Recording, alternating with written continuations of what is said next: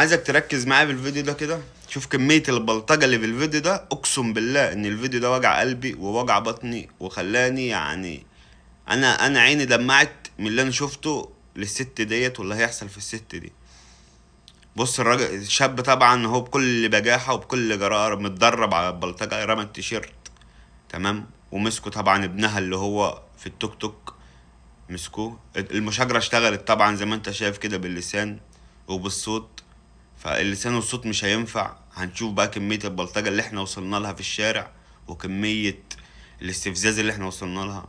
في الاول وفي الاخر شكرا وزارة الداخلية على المجهود الجبار اللي هي عاملاه، وان فعلا الشباب دي اتحبسوا واتمسكوا امبارح او اول امبارح تقريبا، الله اعلى واعلم. ولكن انا بوصل لك بس ايه كمية الاستفزاز اللي موجودة في الشباب. بص طبعا التاني جاي بالشومة رجله شايلاه، راجل بلطجي قديم.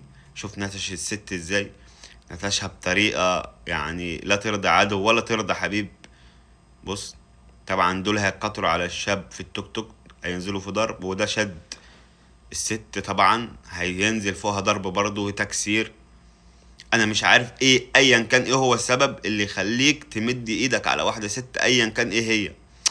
ايه هو السبب اللي يخليك تضرب واحدة ست بالمنظر ده وتسحلها في الشارع بالمنظر ده؟ ايه هو السبب؟ انا مش عارف. مفيش سبب في الدنيا ومفيش دين في الدنيا ومفيش انسانية في الدنيا بتقولك ان انت تضرب واحدة ست بالمنظر ده. يعني واخد بالك؟ بص خلي بالك من الضرب، ضرب بافتراء وضرب بانتقام وضرب ما حدش يرضاه. يعني يا اخي اعتبرها اختك، اعتبرها امك، اعتبرها اي حد من صلة قرابتك.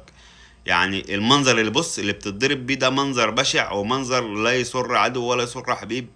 ويعني ما فيش حد فينا يرضاه بصراحة، يعني ما فيش حد فينا يرضى بالمنظر ده. بص بص منظرها في الشارع عامل ازاي.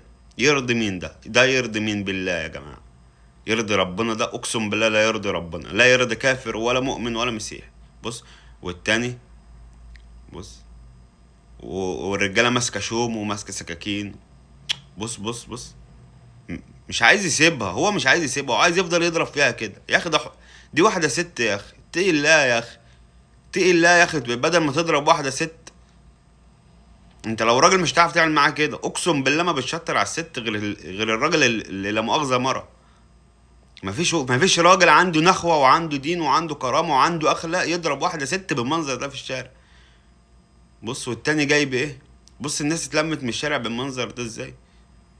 ايه يا عم في ايه يا عم؟ بص بص يرضي مين ده؟ يرضي مين تضرب واحدة ست بالمنظر ده؟ حتى لو كان ايه هو السبب ما ينفعش انت تعمل كده. اقسم بالله ما ينفع ولا يرضي حد ولا